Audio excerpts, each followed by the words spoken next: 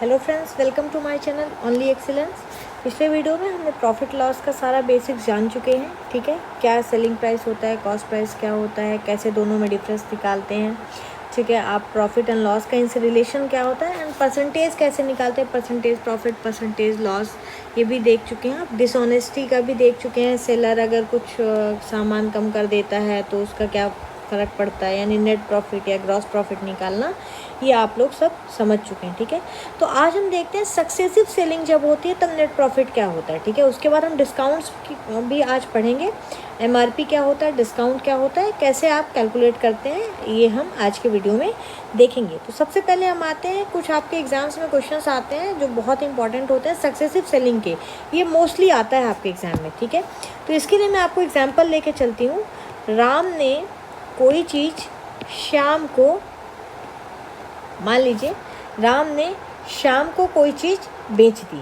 ठीक है, कुछ प्रॉफिट लेके, मान लीजिए X% का प्रॉफिट लेके कोई चीज़ बेच दी। ठीक है, वो चीज़ A में राम ने खरीदी थी, उसने X% का प्रॉफिट लेके उसको शाम को बेच दी। शाम ने Y% का प्रॉफिट लेके, मैं प्रॉफिट ही लेके चल रही हूँ। ठीक है, लॉस होता है तो मैंने आपको बार बार बताया, अगर कहीं प्रॉफिट की जगह लॉस आता है तो आप फॉर्मूले में माइनस कर दीजिए, बस प्लस की जगह माइनस कर देंगे और आपको कुछ नहीं करना है। शाम ने वही चीज़ मान लीजिए किसी तीसरे को, मान लीजिए आपने अतुल कोई है, उसको बेच दी। ठीक है, तो वो पूछ रहा है कि भाई अतुल को वो चीज़ कितने में पड़ेगी। ठीक है, यानी ये ए जो है वो राम के लिए क्रय मूल्य है उस चीज़ का।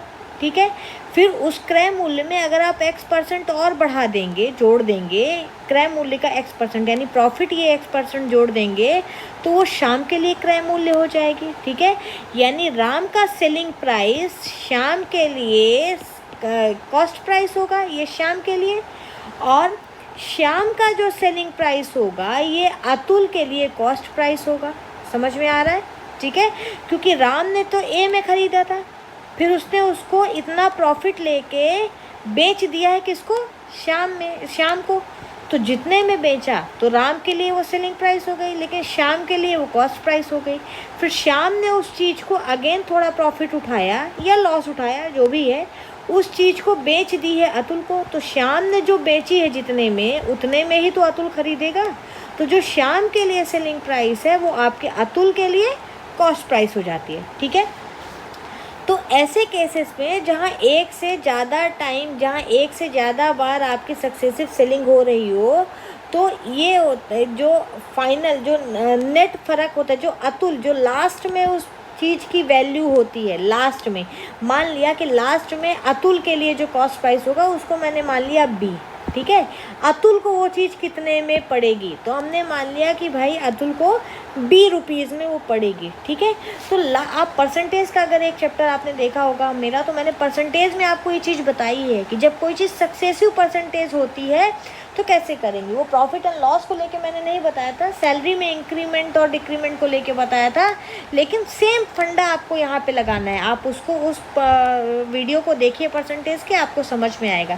सेम फंडा आपको लगाना है। तो उस समय मैंने आपको क्या बताया था कि फाइनल वैल्यू जो बचती है, फाइनल वैल्यू यानी अतुल के लिए कॉस्ट प्राइस।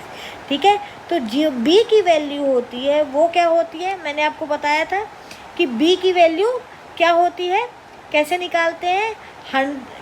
बताइए आप, पहले वाली जो वैल्यू होती है, यानी जो यहाँ पे जो पहली वैल्यू होती है, पहली यानी ये A। ठीक है, A इंटू प्रॉफिट क्या है, X है, तो पहला प्रॉफिट इसको 100 + X लिखेंगे।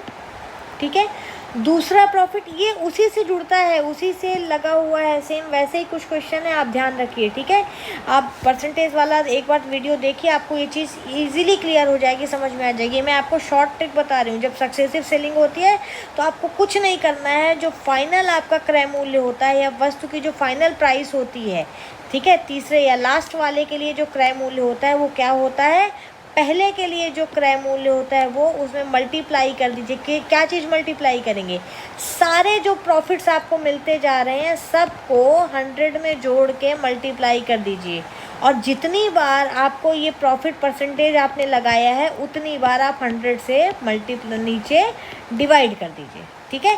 यहाँ पे x 1% है, y 1% है, तो आपने 2 बार डिवीजन कर दिया है, ठीक है। ऊपर 2 बार 100 + x 100 + y लिया है तो 2 बार डिवीजन कर दिया। अगर आपको 100 + z भी कुछ मिल जाता तो यहाँ पे अगेन एक 100 आप लगा देते, ठीक है। तो चलिए इस तरीके से आपको क्वेश्चन करना है। तो मैं आपको एक आया हुआ आपके एसएससी में आया हुआ या किसी एग्ज़ाम में आया हुआ क्वेश्चन है कि अगर मैं कहूँ कि ए ने किसी सामान को बी को बेचा है 25% का प्रॉफिट लेके, ठीक है, 25% का प्रॉफिट लेके बी को बेच दिया, और बी ने सी को हानि में यानी लॉस पे बेच दिया है। कितने % की लॉस लेके? 10% की लॉस लेके सी को बेच दिया है। तो वो बोल रहा है कि सी को ये चीज़ पड़ी 675 रुपये की, 675 रुपीज़ में ये चीज़ सी को पड़ी है। तो बोल रहा है कि भाई इस सामान का पहला क्रय मूल्य क्या था, यानी ए के लिए इस सामान का क्रय मूल्य कितना था, ए ने कितने में ख़रीदा था। तो मैंने क्या बताया आपको, जो ये फाइनल होता है यानी 675 final price is equal to A के लिए क्रय मूल्य, इसको हम ए ही रख लेते हैं। चलिए लेके चलते हैं, ए ही ले लेते हैं। कुछ नहीं करना है आपको, 100 में सारे प्रॉफिट्स जोड़ने जाने हैं, ठीक है। तो 100 में ये 25% नहीं, आपको परसेंटेज अभी आपको एक साइड रख देना है। ये x जो मैं लेके चल रही हूँ तभी x इस 25 की वैल्यू है, ठीक है। यहाँ पे x % ही मान के चलिए इसको, ये 25 की वैल्यू है, यानी x की जगह आप 25 रखेंगे, % नहीं रखेंगे, ठीक है। तो 100 में जब 25 ऐड करेंगे तो 125 हो जाएगा इंटू। अब अगेन देखिए यहाँ पे 100 में मैंने आपको हानि वाला ही सीधे इसीलिए ले लिया, अगर प्रॉफिट होता तब तो आप सीधे अगेन 100 में आप 10 को जोड़ देते, ठीक है। लेकिन यहाँ पे लॉस है, लॉस कितने का है? 10% का है, तो आप 100 में घटा दीजिए 10 को। मैंने बोला जहाँ प्रॉफिट की जगह लॉस आ जाता है वहाँ आप प्लस की जगह माइनस कर देते हैं, बस और कुछ नहीं करना है। तो 100 की जगह यहाँ पे प्लस प्रॉफिट है तो आप माइनस कर दीजिए। तो 100 में 10 को माइनस कर देंगे, तो 100 में 10 को माइनस करेंगे 90 आ जाएगा, ठीक है, इतना हो जाएगा। एंड इसके बाद आपको क्या करना है, डिवाइडेड बाय 100 इंटू 100 कर देना है, ठीक है। देखिए कितना आता है, 25 पंचे 125, 25 चौको 100, ठीक है। इसको देखिए आप 5 1 ज़ा 5, 5 2 ज़ा 10, यानी 8 आ गया। 8 को इधर से, तो ए की वैल्यू आपकी कितनी आ जाएगी 8, 8 पंचे 40 की 0, 4 आया, 8 सत्ते 56, 56, 4 60 यानी 6, एंड 8 छंग 48, 6 54, ठीक है, डिवाइडेड बाय 9। तो ये कितना आ गया आपका 600, यानी ए को वो सामान 600 रुपये में पड़ा था। तो आपको कुछ नहीं करना है, आपको ये फॉर्मूला ध्यान रखना है, जो फाइनल क्रय मूल्य होता है लास्ट वाले का, उसको पहले वाले के क्रय मूल्य से मल्टीप्लाई कीजिए 100 + x into 100 + y into 100 + z divided by 100। कितनी बार 100 लगाएंगे, 1 2 3 बार, ठीक है। यहाँ मैंने 3 बार लिया है इसकी सेलिंग, तो 3 बार लगा देंगे, ठीक है। बस ये होता है, ये आपका फॉर्मूला है, इसको ध्यान रखना है। इससे आपको सक्सेसिव सेलिंग के कोई भी क्वेश्चन बन जाएगा। ध्यान रखिएगा, प्रॉफिट है तो प्लस कर देना है, लॉस है तो माइनस कर देना है, बस और आपको कुछ नहीं करना है। अगर ए दिया है तो बी निकाल दीजिए, बी दिया है तो ए निकाल दीजिए, ठीक है। बी और ए दोनों दिया रहेगा तो हो सकता है एक्स वाई या जेड में से कुछ एक मिस कर दे, वो निकालना रहेगा आपको, ठीक है। तो इस तरीके से जब भी आपको कोई क्वेश्चन पूछा जाता है तो आप पहले तो रिकॉग्नाइज करके ध्यान दे के ये देख लीजिए कि क्या क्या दिया है, ए दिया है या बी दिया है या एक्स वाई जेड की वैल्यू दी, क्या दिया है। तो ये आप क्वेश्चंस ऐसे इजीली कर सकते हैं, आपको कोई भी दिक्कत नहीं आएगी, ठीक है। तो चलिए अब हम आज का अपना स्टार्ट करते हैं, क्या, डिस्काउंट्स, ठीक है। आज हम स्टार्ट करते हैं डिस्काउंट्स। तो डिस्काउंट्स को हिंदी में बट्टा या छूट कहते हैं, ठीक है, बट्टा या छूट भी कहते हैं, ठीक है। हम कहते हैं ना यार इतने की छूट दे दो या इतना बट्टा दे दो, तो बट्टा या छूट भी डिस्काउंट को हिंदी में कहते हैं। अब डिस्काउंट होता क्या है, तो आप अपने नॉर्मल लाइफ में देखिए। तो डिस्काउंट से पहले हम चलते हैं एमआरपी, ठीक है। एमआरपी आपने बहुत सुना होगा ये शब्द एमआरपी। हम क्या बोलते हैं, खुदरा मूल्य, इसको हिंदी में बोलते हैं खुदरा मूल्य यानी लिखा हुआ मूल्य, या इसको अंकित मूल्य भी बोलते हैं। क्या बोलते हैं, अंकित मूल्य बोलते हैं इसको, ठीक है। तो इसको एमआरपी को अंकित मूल्य बोलते हैं। अब देखिए एमआरपी होती क्या है? किसी भी सामान में जो कॉस्ट लिखी रहती है, जो उसकी प्राइस लिखी रहती है, वो उसका अंकित मूल्य कहलाते हैं। लिखी है, ठीक है, यानी लिखी को खुदरी हुई भी हम कहते हैं ना कि खुदरा हुआ है, तो लिखी हुई है तो खुदरी हुई है, मतलब खुदरा मूल्य उसकी लिखी हुई कॉस्ट होती है, तो उसको एमआरपी कहते हैं। जो लिखा हुआ रहता है उस सामान के पैकेट के ऊपर या उस सामान पे, उसको एमआरपी कहते हैं। वो इसलिए लिखा रहता है कि कोई भी शॉपकीपर या कोई भी सेलर आपको उससे ज़्यादा में कोई सामान नहीं बेच सकता है, ठीक है। एमआरपी का जो फुल फॉर्म होता है वो होता है मैक्सिमम रिटेल प्राइस, ठीक है। एमआरपी का फुल फॉर्म होता है मैक्सिमम रिटेल प्राइस, यानी अधिकतम खुदरा मूल्य जो होता है, अधिकतम रिटेल जो प्राइस होती है उसको एमआरपी कहते हैं, अधिकतम, ठीक। उससे अधिक में कोई शॉपकीपर आपको नहीं दे सकता है, उससे कम में दे सकता है। तो जब हम किसी शॉपकीपर के पास जाते हैं तो आप देखते हो, आप जैसे एक रजिस्टर खरीदने गए या आप कोई कॉपी खरीदने गए, तो आप उस पर देखते हो कि 100 रुपये लिखा है उस रजिस्टर में, ठीक है। तो आप बोलते हो भैया डिस्काउंट कितना दोगे, ठीक है। तो वो बोलता है कि भाई मैं डिस्काउंट, ठीक है, मैं आपको 10% डिस्काउंट दे दूँगा। कितना? 10% डिस्काउंट दे दूँगा, ठीक है। तो इसमें भी आप देखिए, ये जो 10% डिस्काउंट देने की बात करते हैं, तो सेम जैसा हमने कॉस्ट प्राइस और सेलिंग प्राइस में पढ़ा है, प्रॉफिट एंड लॉस में पढ़ा है, तो डिस्काउंट हमेशा घटाया जाता है, ठीक है। या सेलर के लिए डिस्काउंट मान लीजिए एक तरीके से नुकसान ही है।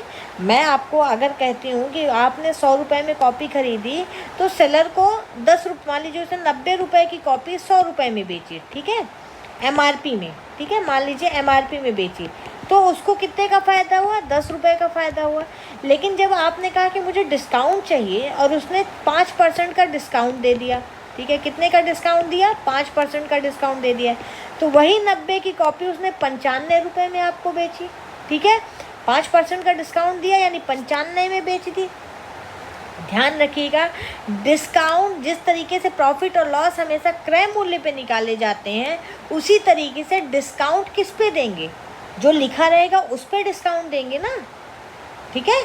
तो डिस्काउंट हमेशा एमआरपी पे होता है। तो अगर मैंने यहाँ 5% लिखा है तो ये 5% इस 100 में निकलेगा, ठीक है।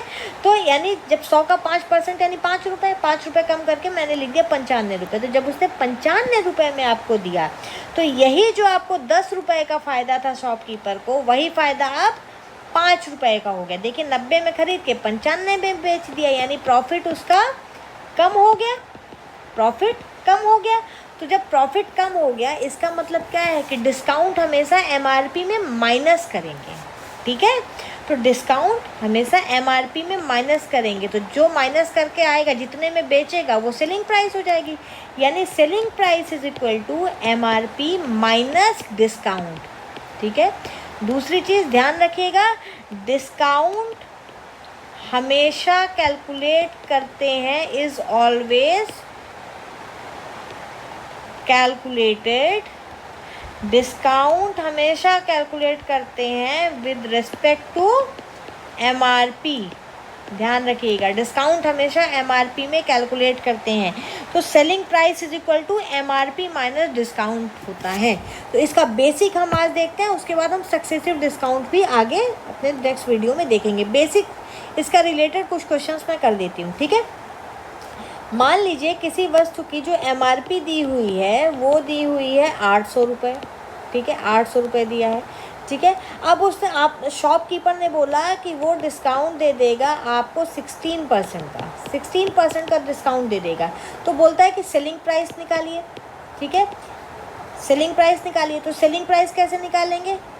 Selling price MRP minus discount, लेकिन यहाँ पे डिस्काउंट परसेंटेज में दिया है तो कोई बात नहीं, परसेंटेज में दिया है तो सीधा आप 16% को 16/100 लिखेंगे।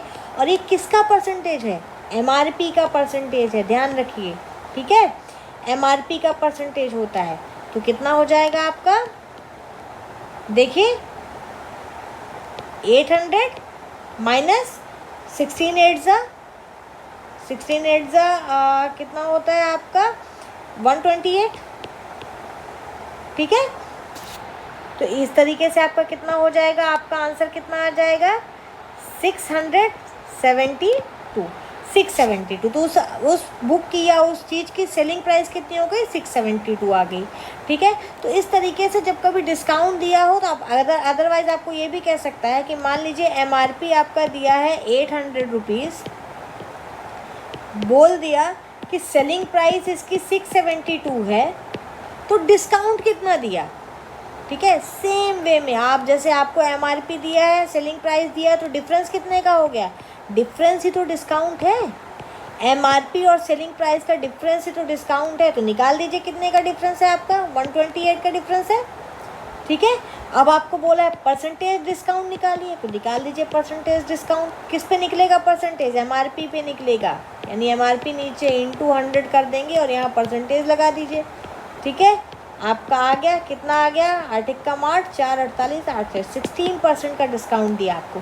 तो इस तरीके से MRP, सेलिंग प्राइस और डिस्काउंट में आपका ये रिलेशन होता है। अब इससे आगे जो क्वेश्चंस बनते हैं उनमें बहुत अच्छी शॉर्ट ट्रिक्स हैं, वो मैं आपको बताऊंगी आप ट्रिक्स से कैसे कर सकते हैं। जब सक्सेसिव डिस्काउंट हो, मान लीजिए आपको ये कहा गया कि भाई किसी शॉपकीपर ने 60% का डिस्काउंट दिया, फिर उसने 10% का डिस्काउंट दे दिया, तो बोलता है कि फाइनल डिस्काउंट कितना दिया उसने, ठीक है। फाइनल डिस्काउंट आपको निकालना रहता है, तो ये सक्सेसिव डिस्काउंट कहलाता है। सक्सेसिव डिस्काउंट का मतलब है एक के बाद एक रेगुलर डिस्काउंट दिए जाना, ठीक है। हाँ, इसमें हमेशा एक चीज़ ध्यान देने वाली बात है, डिस्काउंट हमेशा माइनस होता है आपके MRP में, तो इसलिए आपको लॉस और प्रॉफिट जैसा कंफ्यूजिंग नहीं है। तो इस तरीके से ये से रिलेटेड जो आगे के क्वेश्चन है, जो एडवांस क्वेश्चन है, वो हम नेक्स्ट वीडियो में करेंगे। आज मैंने आपको बेसिक बताया है MRP और डिस्काउंट का, इसमें कंफ्यूजन मत करिएगा, बिल्कुल प्रॉफिट एंड लॉस की तरह ही होता है। इसमें भी 3 टर्म्स होते हैं, MRP, डिस्काउंट और सेलिंग प्राइस, ठीक है। तो इस तरीके से आप इसको कर सकते हैं। इनसे रिलेटेड ज़्यादा से ज़्यादा क्वेश्चन कीजिए, उसके बाद हम इसकी ट्रिक्स भी देखेंगे, ठीक है। जब हमारा ये हो जाएगा तो इसके बाद हम इसकी ट्रिक्स भी देखेंगे। फ़िलहाल आपको फाइनल मैं कुछ फॉर्मूले लिख देती हूँ, आपको ये ध्यान रखना है, ठीक है। तो जैसे मान लीजिए डिस्काउंट मैंने आपको क्या बताया, डिस्काउंट क्या होता है? MRP माइनस सेलिंग प्राइस मैंने आपको बताया, ठीक है। MRP minus selling price is equal to discount हो गया, तो परसेंटेज निकालना है, ये आप पहला ध्यान रखिए। परसेंटेज निकालना है तो परसेंटेज के लिए डिस्काउंट अपॉन MRP इंटू 100 करेंगे, यही होगा परसेंटेज, ठीक है। यानी इसको क्या लिख लेंगे? MRP minus SP upon MRP into 100%, ये आपका डिस्काउंट परसेंटेज आ जाएगा। यानी discount percentage is equal to, अब यहाँ पे देखिए इसको MRP अपॉन MRP यानी 1 माइनस SP अपॉन MRP कर देंगे इंटू 100%। ये फॉर्मूला ध्यान रखिए, बहुत जगह काम आएगा। अगर आपको सेलिंग प्राइस दिया है, MRP दिया है, तो सीधे डिस्काउंट निकाल सकते हैं, ठीक है। अभी देख लेते हैं, इसी वाले क्वेश्चन में आपको सेलिंग प्राइस 672 मान लीजिए दिया है, MRP 800 दिया, तो निकालिए discount percentage. Discount percentage is equal to 1 minus selling price यानी 672, MRP यानी 800, वही है, बस उसको मैंने फॉर्मूले को थोड़ा और सरल करके लिख दिया है, ठीक है। तो डिस्काउंट परसेंटेज आपका कितना हो जाएगा? 800 माइनस 672 यानी 128 बटे 800 गुणे 100 हो जाएगा, ठीक है। यानी आपका आ जाएगा 128 बटे 8 यानी 16% आ जाएगा, ठीक है। तो इस तरीके से ये फॉर्मूला आप याद रखिए। तो आपको अगर SP दिया है, डिस्काउंट निकालना है, SP MRP दिया तो डिस्काउंट निकालिए इमीडिएटली 5 सेकंड के अंदर। अगर डिस्काउंट दिया है, आपको SP निकालना है या MRP निकालना है, तो उस तरीके से भी आप कर सकते हैं। यानी 3 टर्म्स में से भी कोई भी एक नंबर, कोई भी एक टर्मिनोलॉजी अगर मिस कर दी गई है तो आप बाकी 2 की मदद से उसको निकाल सकते हैं। तो इस तरीके से आप ये सब चीज़ें ध्यान रखिए, बेसिक इसको समझने की कोशिश करिए। ट्रिक्स मैं दूंगी जल्दी के लिए, आप जल्दी से आप किसी भी क्वेश्चन को इससे 5 सेकंड 10 सेकंड में कर लेंगे, बिल्कुल दूंगी ट्रिक्स। लेकिन पहले आपको ये चीज़ें समझ में आनी चाहिए, उसके बाद, ठीक है। क्योंकि अगर आपको चीज़ें नहीं समझ में आई हैं तो आपको ट्रिक्स कोई काम नहीं आने वाली है, वो सब भूल जाएंगे आप, ठीक है। तो बिल्कुल कंफ्यूज मत होइए, आप समझिए क्या होता है। और जहाँ भी कहीं आपको कन्फ्यूज़न हो, आप बिल्कुल कमेंट में पूछ सकते हैं। एंड कमेंट्स करना मत भूलिए, आप लाइक करना मत भूलिए। हमें मोटिवेशनल कुछ तो मिलना चाहिए कंटेंट, कि भाई मोटिवेशन फील होता है हमें भी कि आप लाइक कर रहे हैं, तो हम आपके लिए कंटेंट और अच्छा बनाएंगे, ठीक है। और साथ ही मैं आप नेक्स्ट वीडियो में अपने कुछ आपको स्क्वायर से रिलेटेड शॉर्ट ट्रिक्स दूंगी। धीरे धीरे हम ये तो कर ही रहे हैं, साथ ही साथ जो चीज़ें जैसे हमें कहीं स्क्वायर का यूज़ होता है, क्यूब का यूज़ होता है, तो उसको मैं आप विद इन 10 सेकेंड्स कैसे आप किसी भी नंबर का स्क्वायर कर सकते हैं, या कैसे आप परफेक्ट स्क्वायर परफेक्ट क्यूब निकाल सकते हैं, कैसे किसी भी नंबर का क्यूब कर लेंगे, ये सब मैं आपको ट्रिक्स बीच बीच में दिया करूँगी। तो अपने नेक्स्ट वीडियो में मैं आपको उस ट्रिक्स का वीडियो अपलोड करूँगी। उसके बाद हम ये वीडियो भी अगले ही दिन करेंगे। मतलब अब आपको 2 वीडियोस मिलेंगे, एक आपको ट्रिक्स का मिलेगा और एक इसका मिलेगा।